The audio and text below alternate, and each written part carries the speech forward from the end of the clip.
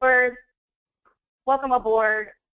Tonight we're presenting the Antarctic Blast for Singles by Singles Travel International, creating life-changing experiences and unique opportunities to meet the world together.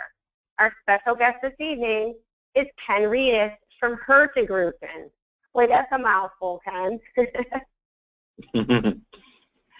HURTIGRUTEN is a specialty cruise line that does Norway, Antarctica, and lots of other really cool and exotic destinations. And they have partnered with Singles Travel International to give us some very special itineraries and pricing for solo cruisers. So with that said, I'm just going to go ahead and let Ken get started. He's got a full presentation tonight, and if pictures worth 1,000 words, we've got some amazing, amazing sights here tonight. So Ken, I'm going to leave it up to you, and showtime. All right, can you see my screen? We sure can. Okay, great. Well, welcome everybody. I'm not sure where everyone is joining me from, but hopefully you had a moment to grab your glass of wine or margarita. I am very excited this evening to talk about our program, which is Discover Patagonia and Antarctica. There we go. And as Tammy mentioned, of course, we're partnering together, and we do have some very special pricing, including waiving the single supplement, so you can book a single cabin for the same price that you pay for a double. So as Tammy mentioned, our name is a bit of a mouthful, but it does actually mean something, so I'll teach you all some Norwegian today. It actually means, if you break it out, HURTIGRUTEN, it's hurti, or hurtig, I should say, meaning hasty or fast, and ruten meaning route, so our name literally means the fast route. And that name does have a reason, and I'll explain that in a second. So you can see some of our furry little friends there, our penguin friends, and they're all asking to come and join us on Wednesday, December 6th of this year to visit Patagonia and Antarctica. So a little bit about HURTIGRUTEN, if you're not familiar with us. We are actually one of the oldest destination cruise lines in the entire world. We've been around since 1893, and we actually got started. It's a pretty neat history behind what we do. The Norwegian government wanted a efficient or fast route up and down the coast of Norway, connecting all the little ports that they have, and the company was created to do just that, for shipping, for posts, for cargo, and to this day we are still doing that.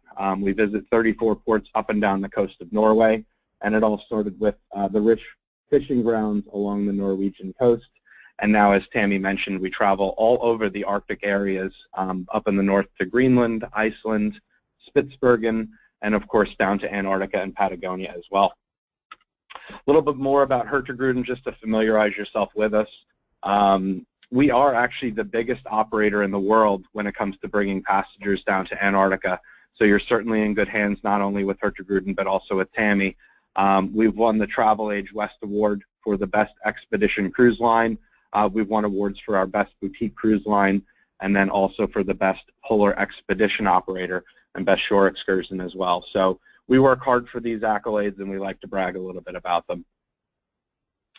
So if you're familiar with the South Pole at all, or if you're familiar with Norwegian exploration, you might notice, you might know who this gentleman is. It's Roald Amundsen. He was actually the first gentleman to lead a group to visit the South Pole, and he is of Norwegian heritage, so he has some very important ties to HURTIGRUTEN, and he was the first to reach the South Pole in December of 1911, and nobody actually completed that journey again until nearly 50 years after that. And his desire to explore has led to further exploration and scientific missions, and of course tourism as well. Another interesting gentleman, I wanted to show this little article. I thought it was pretty funny. This is Ernest Shackleton. He's the second from the left. Another great explorer. He was a British explorer that led 3 separate expeditions to the Antarctic right after the turn of the century.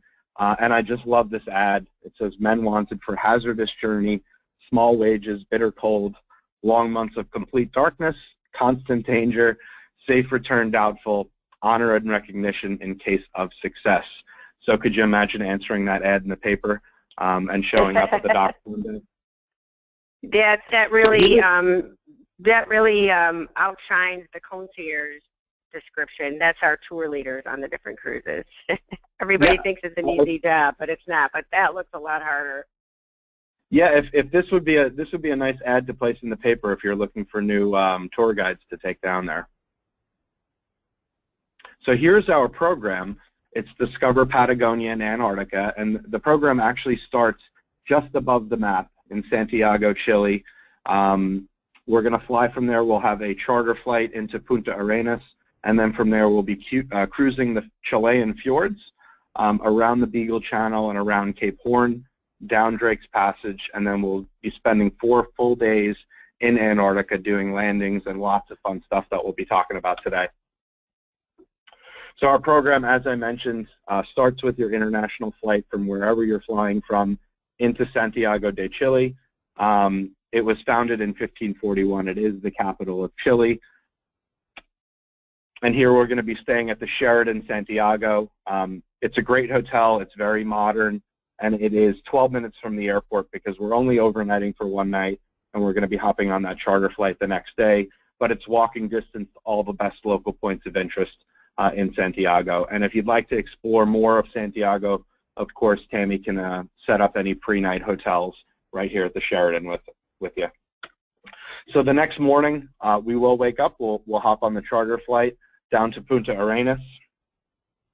Now, Punta Arenas is sort of the unofficial capital of Patagonia. Patagonia, of course, isn't a country, but it's a region. Punta Arenas originally was established as a penal colony, but you don't have to worry about that anymore 150 years later.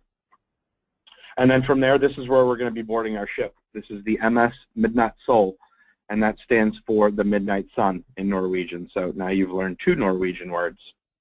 But this is going to be your home for the next couple of weeks. So after we board the ship, we're going to welcome you with a nice welcome dinner where you can get acquainted with some of your fellow passengers and, of course, some of your fellow travelers with Singles International that's going to be traveling with you. So I wanted to show you some of the, let's see, there we go. I wanted to show you some of the cabins inside, starting with our expedition suites.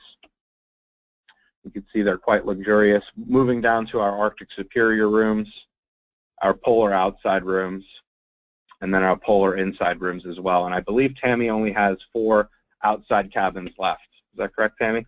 Right. Ken, I'm just going to interject here for a minute that the 2 cabins that we're offering are the polar inside. If you could go back 1 slide for me, the polar inside is available. And then we're also offering the polar outside. Those are the 2 cabins. We have 4 of the outsides left. You're correct. If somebody is interested in the suites, the previous slide, let's go up 1. I believe we're able to get those for the, not the Arctic Superior, but the Expedition Suite. If you are interested in those cabins for an upgrade, just check with us and we'll see if we can get that for the no single supplement as well. Just give me a call at the office. Okay, perfect. Thank you, Tammy. Sure. So moving back down, so from Punta Arenas, we're going to be cruising through the Magellan Strait, and the strait bears the name from the Portuguese seafarer who discovered the Southern Passage back in 1520. And here's an overview of what the strait looks like. I should have put a little arrow indicating where Punta Arenas is. You could see it on the other map, but it's sort of right in the middle of the page here where we're going to be cruising from. And of course, the strait is the main gateway to the continent of Antarctica. So we'll be cruising through the Chilean fjords. We'll have a few days there. We will be doing some landings, and I'll talk about the landings and some of the fun little toys that we have in some of the fjords in Chile, both before and after visiting Antarctica. We'll be going through the Beagle Channel, and this was named after the ship, which actually carried Charles Darwin on his voyage of discovery. It was the HMS Beagle. And these are some of the fjords and the glacier regions there. This is the Garibaldi, one of the potential landing sites. Here we may encounter some of the things that you'll see in Antarctica, so you'll get a little bit of a taste. Sea lions, and there's also Andean condors and several other species of birds that you'll only find in Patagonia. Can I have a question when you said the potential landing sites? Would you expand on that just a little bit, or do you get to that later? Absolutely. I'll get to that later, but when I say potential landing site, there's nothing that we can guarantee, or really any other cruising line, as far as where we can make stops. And it's really controlled by the weather. It's controlled by the ice that's in the water. The potential for landing in the places that we are designating in the Chilean fjords are very high, 95%, because we don't have as many issues with ice. But of course, weather could be an issue no matter where you're traveling when you're this far south. So when I say potential, right, sometimes we need to make adjustments. So if you've ever been on a river cruise, you might find that the itinerary that you do is slightly different, and that is really due to things that are out of our control.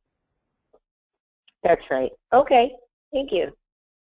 You're welcome. So this is the next day. We're actually going to be spending a full day at sea. We're going to be cruising around Cape Horn, and I have a shot of Cape Horn later in the presentation, but we'll attempt to do a landing there. That is certainly less than 95% because it is where the two oceans essentially are coming together. So the water can sometimes be a little bit rougher there, but we will make an attempt to do a landing there in the beginning, and if we can't, we'll attempt to do that landing at the end of the program as well when we're heading back towards Punta Arenas. And so I think cruise, that's one of the features about this cruise it's accomplished that makes it so unique. Yeah, it's a really neat itinerary. There aren't a lot of companies out there that offer the combination of doing Patagonia and Antarctica. So you're going to get a lot more bang for your buck than just going to Antarctica. You are going to get to see one of the more beautiful parts of the world in Patagonia. So the cruise towards the Antarctic Peninsula takes approximately 1 day. At this point, we're cruising down Drake's Passage. And while we're crossing the sea to Antarctica, a number of presentations will be given. There's a lot of entertainment on board. And they're talking about some of the various topics in relation to Antarctica's history, their wildlife, and then they go over some guidelines. Because you as a visitor, there's certain things that you do need to know. A couple important things that I can point out right now is nothing can actually be removed from the continent of Antarctica, nothing even as small as a pebble, never mind trying to sneak a penguin back with you. But those are all preservation laws that are there to sustain the beauty that you'll see in the next couple of slides. Another law or another rule or regulation is every vessel is allowed to have 100 passengers on land at a time. So that actually comes into play later when we're doing our landings and the landing sequences that we have, which I'll get into a little bit more. So the onboard lectures and activities, as I mentioned, we have engaging activities such as barbecues, different theme days, and then wine tastings as well. And then again, the lectures will include topics such as biology, history, geology, and you'll learn these throughout the course of the trip, but they make sure that when we have the full day at sea, we're keeping you engaged and keeping you entertained as well. Can I have a question about the presenters? Would you tell us Yes. a little bit about their background? Their Not background any is specific presenter, but just in general, what gives somebody the credentials to be able to present these kinds of topics aboard the Midnight Soul? There are specific training classes that they have to go through to become certified to be able to give lectures. And the expedition leaders that we have on board aren't just expedition leaders for Antarctica, but they're expedition leaders up in the North Arctic as well. And there's rigorous training programs that they have to go through. And I can't remember the certification, but they do need to be certified in order to be leading expeditions in Antarctica. I would imagine that throughout their life, too, they probably enjoyed interest in the natural habitats and the things that are happening in the Arctic and Antarctic areas. So are some of them probably further educated on their own to bring them to this place? Of course. Yeah, and these aren't your typical tour guides. If you've ever been on a guided tour anywhere, these are people that live and breathe the destinations that we're traveling to. So they're going to be way more familiar with topics on the destination than most destinations that you'll travel to. This is their livelihood. This is what they do. So here are some shots of Antarctica, shots from the ship, shots of a couple of our excursions, including the kayaking that you see on the left. And here are some of our furry little friends. That's a Chinstrap Penguin that you see there on the left. And there are actually 17 different species of penguins that are in Antarctica. So I wanted to talk a little bit about some of the landings. So, you know, I'll again use the term potential landing sites. We have a permit that allows us to visit up to 40 different sites. We're going to be doing one landing per day. And again, we can't really promise because based on, again, weather conditions, ice conditions, we'll make every attempt to stop at the best ports possible.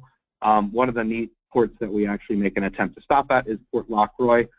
What's interesting and neat about that is there's actually a post office in a small little village. So amongst your time visiting all the penguins and sea lions, you might actually have a chance to visit a real human being in Antarctica, which isn't something a lot of people get to see. Sure. Now this is one of our ships, and you can see on the bottom right of the photo, those are actually polar circle boats, and we also have zodiac boats. Those are essentially our fun little toys that you're going to be doing your landings on, and I'll go more into the landings, but you can see you're actually going down, you take the elevator or the stairs to the bottom deck of the ship, and you hop right off the side of the ship onto the polar circle boats. There's about 12 to 14 people per polar circle boat or per zodiac boat. And for each boat, of course, there's one expedition leader that's taking you on land. So talking about a little bit about the landings, the landings are really why you're going to Antarctica. There's certainly several ways that you can go to Antarctica. A lot of the larger cruise lines that are what we call Category 3 ships or over 500 passengers, you're not actually going on land. You're cruising by Antarctica, but you're not actually stepping foot on land. And again, that's due to the regulations that they have down there. So all the landings are included. Now we need to get you prepared for the landings. We need to get you prepared for the weather, for the conditions.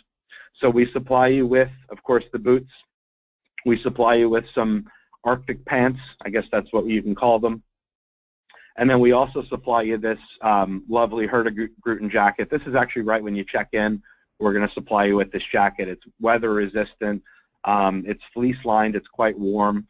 And I know a big question that always comes up is, what in the world do I pack when going to Antarctica? And I'll talk a little bit more about the weather, but I always suggest dressing in layers. So of course you're going to want to have your gloves, your scarf, your hat, and then any waterproof outer layer, including this jacket that we provide for you.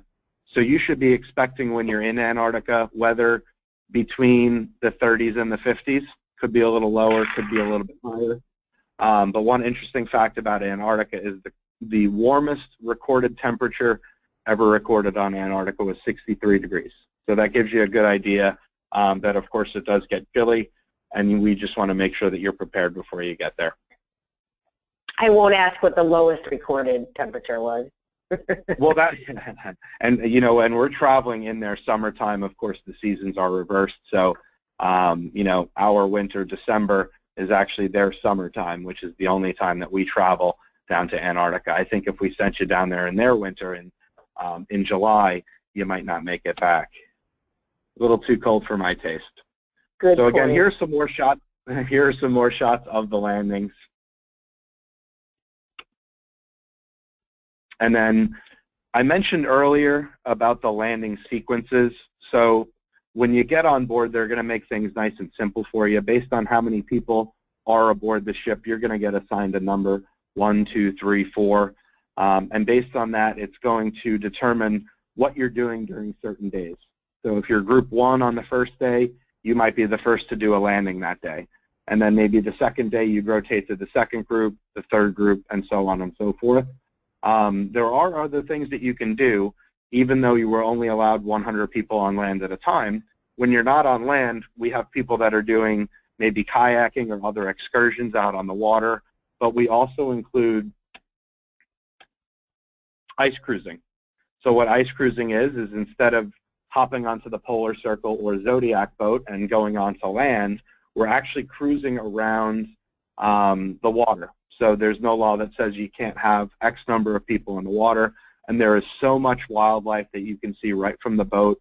the different sea lions and seals and whales, that you'll get a tremendous experience just from seeing that. So here's some of the wildlife that we'll see. This is the Adelie Penguin. As I mentioned, there's 17 different species. This is the Chinstrap Penguin. It reminds me of my college days when I tried to pull off a chinstrap back in the early 2000s. Here's the Rockhopper Penguin, probably the most animated looking of all the different penguins. And then the Gentoo Penguin as well. There's certainly plenty of Arctic birds. I'm going to show you one of the more attractive ones right here that we'll see, in addition to the Albatros. And different variations of seals. This is the crab-eater seal, and then also the leopard seal. And then we'll also see orcas along the way. Interesting fact about orcas, or killer whales as they're known as, is they are one of the few animals on the planet that will actually hunt for sport. So not just for sustenance, not just for food. And the reason that they actually do that is to train their young. So there's a very good chance we are out in the wild. So there is a very good chance that you might see a killer whale attacking a seal or anything happening. This isn't a zoo. It's not an aquarium. This is, you are out and you are one with nature. And you can see these are some folks doing some ice cruising right now with a humpback whale coming right next to the boat.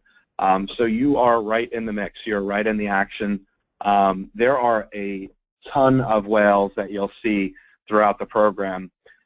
At this time of year, what's actually happening is that there are hundreds, I forget the exact number, it's 300 million tons of krill and algae that's actually in the ice and in the glaciers. And what's happening is as the summertime rolls around and the ice is melting, the krill and the algae gets released into the water.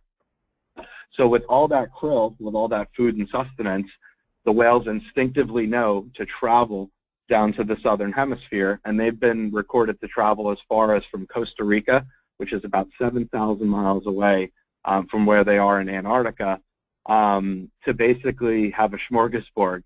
And they'll actually eat as much as 2 to 4 tons of krill in a given day, which is about the size of eating 2 cars. That's pretty impressive. You know, Ken, yesterday there was a show. Yesterday was World Ocean Day. And if anybody gets a chance to see, on National Geographic has done it's a show called Ocean. It's 1 hour, and it ties in perfectly with this trip because one of the scenes, first of all, they're National Geographic photographers, so they're amazing. They're in amazing places, and they're allowed to go where nowhere else goes, and they've got the best equipment. But that whole show is underwater. And they showed those whales coming up to eat the krill. They all come up at the same time.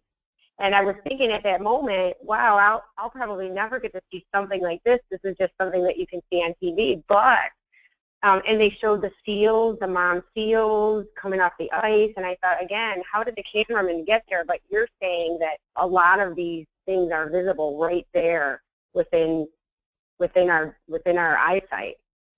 Yeah, it's happening all right in front of you. It's really neat. The way that they'll actually eat the krill is they'll actually layer themselves. And you might not have the opportunity to see this because it tends to happen a little bit further out in the ocean. But 5, 6, 7 blue whales will actually be right next to each other, kind of staggered.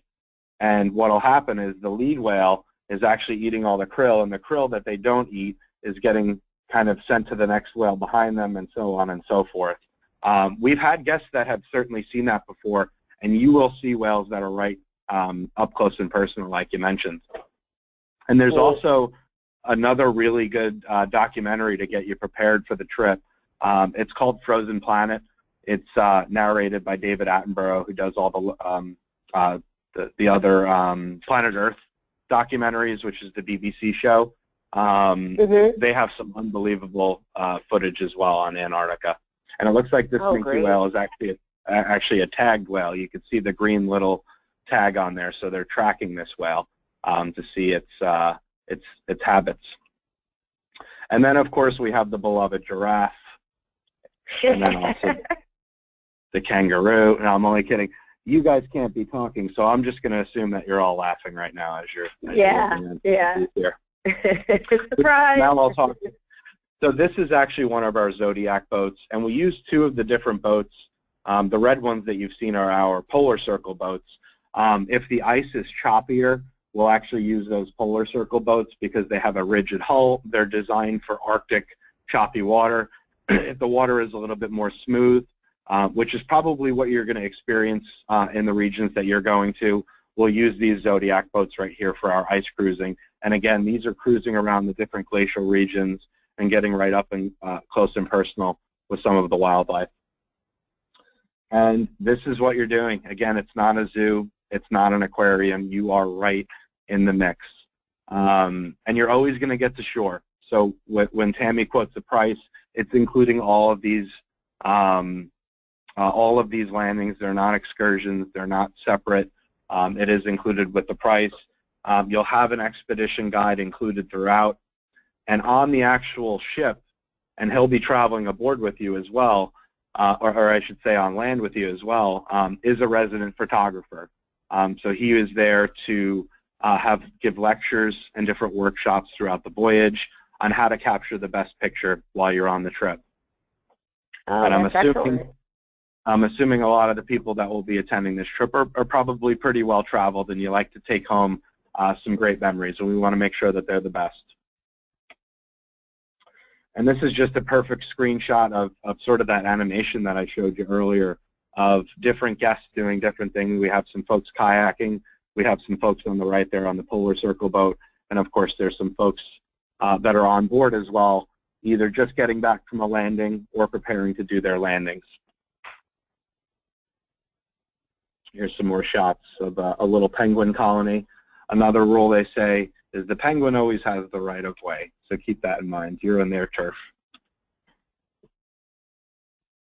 Looks like there's a little penguin taking a little snooze there.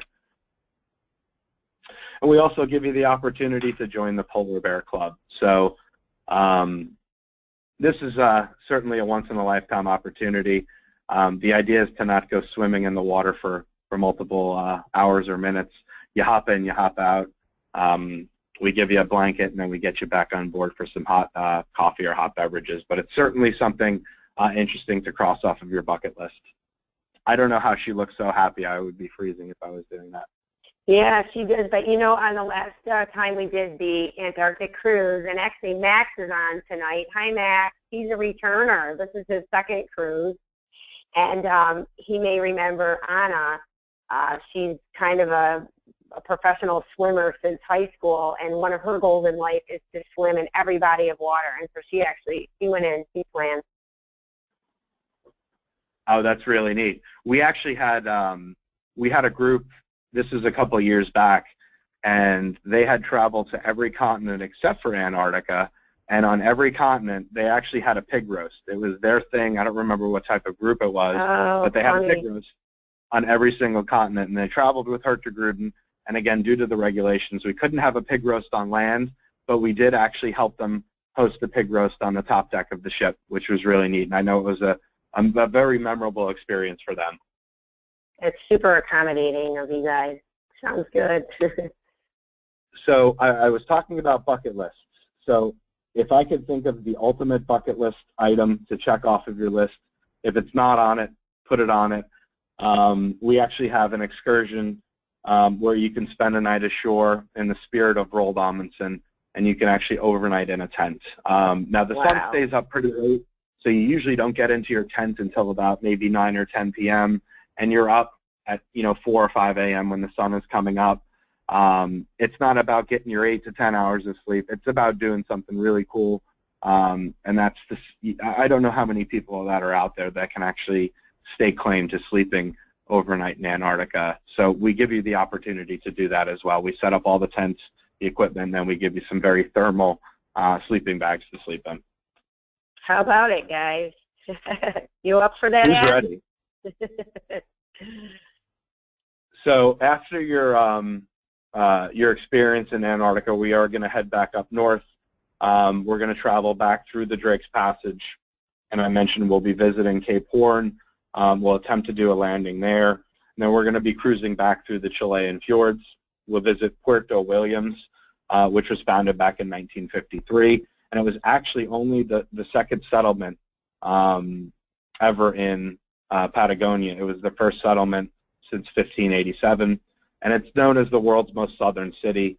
And it really is, it's sort of just a service center for fishermen, and it's a major hub for scientific activity that's all linked to Antarctica. It's really the closest major city to Antarctica. And then en route back to Punta Arenas, we'll try and do another landing within the Chilean fjords. We do them whenever we can. It's a really fun opportunity to get on shore and see some of the wildlife there. And then after you're cruising through the Chilean fjords, we'll eventually be back home to Punta Arenas, where we'll hop on a charter flight and head back to Santiago, Chile. And then from there, you'll either have your international flight, or you can do any post-night hotels in Santiago if you'd like to experience a little bit more of the capital city of Chile. So just some good things to know while you're on board. Antarctica certainly is a different destination than really anything out there in the world. So in regards to visas, North Americans can visit Chile without a visa for up to 90 days. There are no visas that are required for Antarctica because it doesn't belong to anybody, so no one would be there to regulate it. A tourist card is given to you at the international port of Chile, but it's not required, again, to obtain a visa before you go. Popular question that I always get is in regards to, of course, currency and tipping. You'll see on the bottom left there, those are Norwegian kroners, or the NOK, as it's abbreviated. That is where our company is headquartered, so everything is paid in kroners. And you'll get a boarding card that you'll see on the top left there. Once you board the ship, it'll have your name on it. It's, of course, used as your key card to get in and out of your room, and then it's also used as a credit card. So you can link your card there if you make any purchases on board, whether it's at the cafe, whether it's at the souvenir shop. You can do it right with that card. And again, that's your what you're scanning when you leave the boat as well. Ken, I just was going to make a point/tip here. It would be good for, I see that there are many members who are already signed up for the cruise, but if you're even thinking about it, it would be good to enroll yourself in a credit card that doesn't have international transaction fees, because I think most of the charges then on board would be in, they'll be generated in Norway, or is it U.S.? It would be generated through Norway, so you're 100% through right. Norway. Good. Yeah, and there are so many credit cards out there. If you call up your credit card company, the world is getting smaller, and the credit card companies are realizing that. So many of them will offer transaction fee-free credit cards nowadays. And of course, you want to alert your credit card company when you're leaving the country, just so they don't shut your card off while you're on the ship. The electricity, we use the standard European outlet. You can see it on the top right. It has the two round prongs. Our electricity on board is 220, where we're 110 here in the United States. You really don't need a converter for a lot of things. Most of our electronics nowadays are dual voltage, but if you're bringing anything heavy duty on board, just double check that. But most of your stuff should be okay. There is a onboard doctor that's available as well for any emergencies. And then in the middle, you see there's some onboard entertainment as well, both music, and then, of course, we have our lecturers and resident photographer giving workshops. Ken, here's a question we get. Sorry to interrupt you again. We get a question almost every vacation. Are there hair dryers in every cabin? Not in every cabin. Okay. And I'll actually have to get back to you on where we're at, because I know we were trying to put them in most of the cabins, so I won't have an answer for you now, but I'll get back to you on that question. Okay. We will get to we send out a comprehensive document 14 days before departure, so as long as we have it by then, we'll fill everybody in. Okay, perfect. And that actually brings up a very good point, that this is a very casual setting. That's not to say that you don't want your hair to look nice with the hair dryer, but there really isn't anything formal. There are no formal dinners. So if you're comfortable in a t-shirt, or if you're comfortable in a polo, there are no formal events, which is good to know when you're packing as well. So I mentioned the onboard doctor, but I did want to talk about the meals. So the meals are in, it's a Norwegian cuisine. Again, we're a Norwegian-based company, so you should expect a lot of fresh fish. Reindeer is a delicacy in Norway as well. So the typical breakfast and lunch are both going to be buffet style. In the morning, you'll have your breads, your cheeses, your fish, but we also have eggs, and we have crepes, and we have waffles and pancakes and things like that. During lunch, there's a hot and then there's a cold buffet as well. And then dinner is going to be one of three things. It's either going to be a buffet. A lot of the meals are actually going to be 3-course sit-down meals. And then we even try and host a couple barbecues on the top deck, which is what our clients love. Our clients love when we have those barbecues. It's just something different and something unique. And then last but not least, if you've been on a cruise anywhere, we do the same thing where we do have safety information and pre-board, or it's after you board, but we do have prepping that we have to give you in case of any emergencies. And the last couple slides that I have here are actually some of your groups, so there might be some folks that are on the webinar that might recognize some of these people here. That's right. Was this our last STI year? group? Two winters. We went January of 13, actually, so Okay. 3 years ago. Yep, that's Anna in the front, and Matt, and yeah. So, and Kim, we're having a good time, right? The weather looks great. 80 degrees and sunny every day in Antarctica. I'm only kidding. There they are promoting STI. They surprised me with that one. That was nice. I love it. Yeah. Yeah, so we've been there. Last but not least is how to book. Tammy had mentioned this, and I mentioned this in the beginning. One of the major things that we're doing is Tammy is such a good negotiator that we have waived the single supplement on all the cabins that she has blocked right now. And as we mentioned as well, there are only 4 ocean view rooms left. If you are interested in, any of the Arctic Superior or the suites, you'll have to call Tammy and she'll get a quote for you. And we do ask that you have a week because we have the space held for Tammy up until June 16th. So we don't want you to wait on this. If you're interested in going, it will be, I can promise you, the trip of a lifetime. I've spoken to so many people that have traveled with us, and a lot of them have traveled just because they wanted to go to the 7th continent, and they come back telling me that it was the greatest trip that they've ever been on in their life, just because it's not something that you can experience anywhere else. You can go to Europe, you can go to the Caribbean, you have an itinerary and you know exactly what you're doing. With here, you are out in the wild. There is no itinerary for the whales and for the seals and for the penguins. So you're going to get to experience something that a lot of people don't get to experience in their lifetime.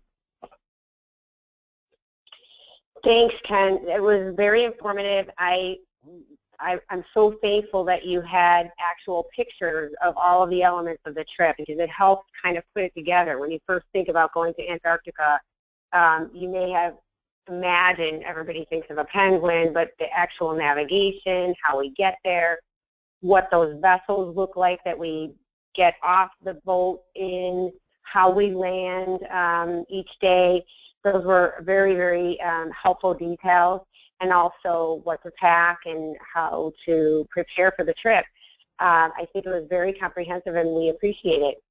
We have, we've already taken a number of reservations for this cruise. It's going. It's 2 weeks, guys, and for 2 weeks, you can have your own cabin. So listen, for 22 years, we've been operating vacations for singles. We've, enjoyed the company of thousands and thousands of singles all over the world. And the number one request has been for 22 years, why do we get penalized for for being single? It's not fair. We shouldn't have to do it. So for 22 years, it's been my purpose in life to find ways for our members to enjoy seeing the world and not have to pay extra. We are slowly but surely chipping away at this, and we love to find partners like HURTIGRUTEN who understand that it's important for singles to be able to see the world, yet they don't always want to pay that extra amount. And so they've made some concessions and are giving us that opportunity. So far, everybody who has made a reservation with us took the Ocean View room. That's why we asked them to put this up on the screen today. There's only 4 of those left. And actually, the ship is sold out in that category. We have them. But after June 16th, they will be gone. So I'm imploring anybody who is thinking about doing this, go ahead and put your deposit down. In 6 months, you'll be in Antarctica. And it's a 14-day cruise, you know, for less than $7,000 for your own room. By the way, last time when we did this in January of 13, I looked up the pricing, Ken, and the prices that we're selling now, and that was a 12-night cruise. The price that we're selling this for is exactly what we sold the cruise for on the share basis. So people who took their own cabin with us in January of 2013 paid double the price. So I can't explain it enough. Several of the members who booked with me over the phone and speaking to them, they said, wow, I've been watching like crazy. I've seen other companies like Quark and, you know, several other expeditions, and they're astounded. So we're just excited, and we're trying to end the webinar hopefully tonight. We are broadcasting and recording so that we can share this with everybody. But I am 100% sure that those 4 cabins will be gone by June 16th. So if you're thinking about it, go ahead to the Singles Travel International website tonight. Click on Find Trips. Here, I think I'm actually going to show you guys how to do that. I'm going to take the screen back from you, Ken, and I'm going to show my screen. And here we go. Great. So all you have to do is make your way to singlestravelintl.com. At the top of every page, you have a series of links. The Find Trips is where I would go. And then scroll all the way down to the bottom, because this is one of our last trips posted, and click on Antarctic Blast for Singles. Once you're here, you'll be able to read all about everything that we have to offer, all of the highlights for the cruise, what's included. This video that we have here is super cute. It's by HURTIGRUTEN. There's a full itinerary, frequently asked questions. We have photos. Here's the price and options section. You can see that members who are booked are already chatting. There's a list of all the members who are going already. We've got Ash and Bill and Cheryl, Gail, Max, Mike. So we're building a little group here. And all you have to do is click Book Now. So I'm about to do that. Hit Book Now. There's the inside cabin. You click the radio button for the inside or the radio button for the Ocean View cabin. And then hit Continue. On your computer, it'll say Continue. Mine is Next Step because it's an administrator. And then you go ahead and continue to check out. So the deposit is $2,000. The balance is due shortly, but you'll be on your way to a 2-week vacation, all expenses included.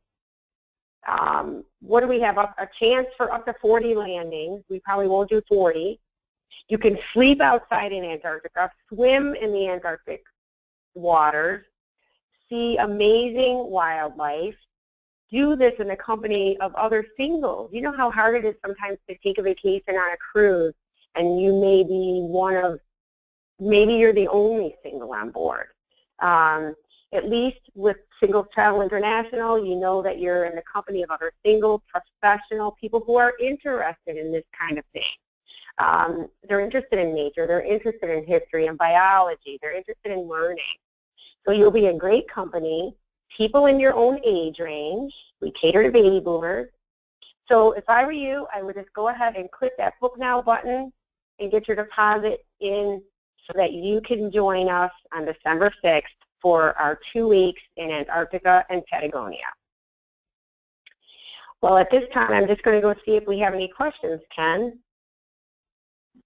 I was monitoring as we went along, and I don't see anybody. We'll take this time, guys, to answer any questions. Again, Kenny, we're very thorough, and I did kind of pepper you with a couple questions during the presentation. Maybe we were able to answer everybody's questions. I don't see any here. I'm just going to, at this time, then suggest that if you'd like to contact us at the office after this evening, our phone number is in the upper right-hand corner of our website. It's 877-SOLO-TRIP.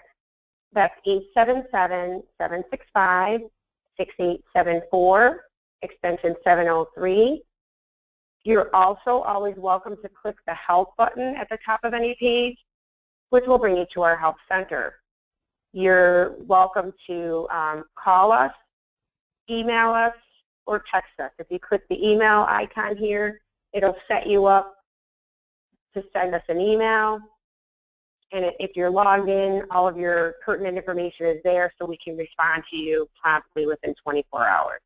But if you're interested and you have some questions, just call me, 877-SOLO-TRIP. I'm at extension 703, and I'll be happy to answer those questions for you. Okay, great. Well, I think that that's a wrap, Ken, because I don't see any questions, and I believe it's because you did such a thorough presentation tonight. Thank you so much. Thank you, Tammy. I appreciate you having me. All right. Have a nice evening, everybody. Good night.